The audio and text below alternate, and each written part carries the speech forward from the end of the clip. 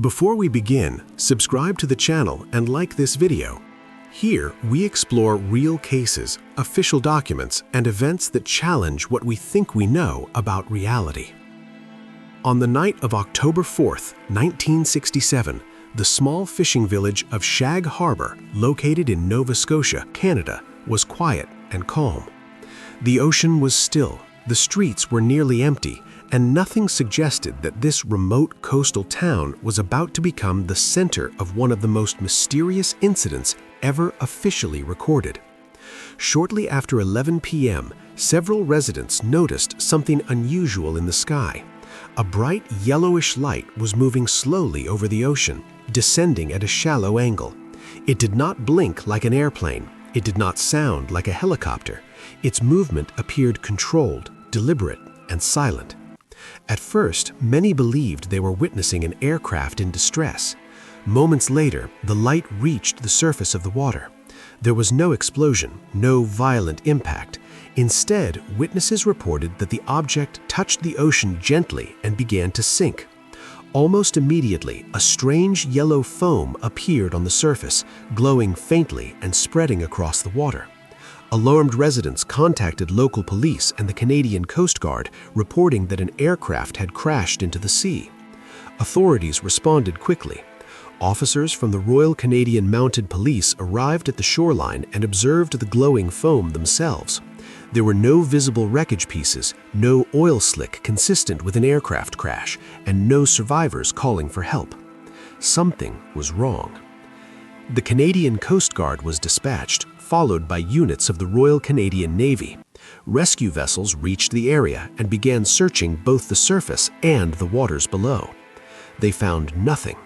No fuselage, no debris, no evidence of a conventional aircraft accident. Official reports were filed, initially classifying the event as the crash of an unidentified aircraft. The wording was precise. The object was acknowledged, but no origin could be determined.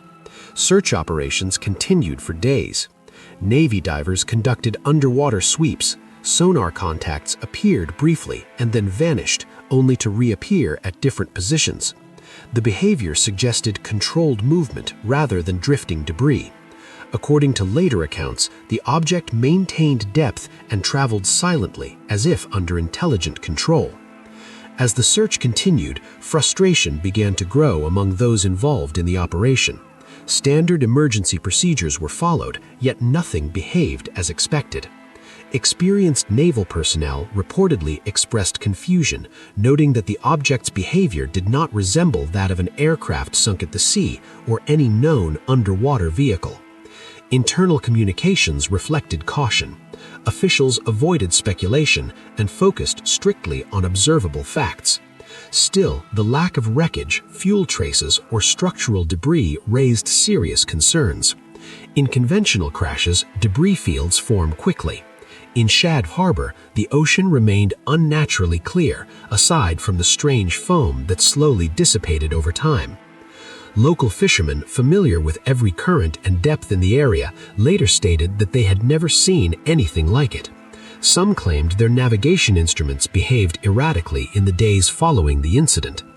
Others described an unspoken tension among authorities, as if something had occurred that was not meant to be openly discussed. Then the situation became even more unusual.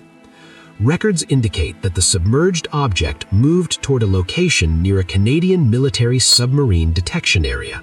Naval vessels maintained position above it, monitoring its movement. No attempt at communication was recorded. No engagement occurred. What made Shag Harbour truly unique was not only that something fell from the sky, but that the response followed every protocol of a real emergency. Police logged it, the Coast Guard searched for it, the Navy tracked it, and yet, despite this coordinated effort, the outcome remained the same. After several days, the object vanished. No recovery was made, no explanation was offered. The operation was quietly concluded. Public statements were minimal, media outlets received vague explanations, and the case was filed away without resolution. Years later, declassified Canadian government documents confirmed that the incident had occurred exactly as reported. Police and military forces were involved, and no conventional explanation had been found. It was not a civilian aircraft, it was not a military exercise, and it was not known technology. Shag Harbour became one of the very few cases in history officially recognized as a UFO incident rather than dismissed or explained away.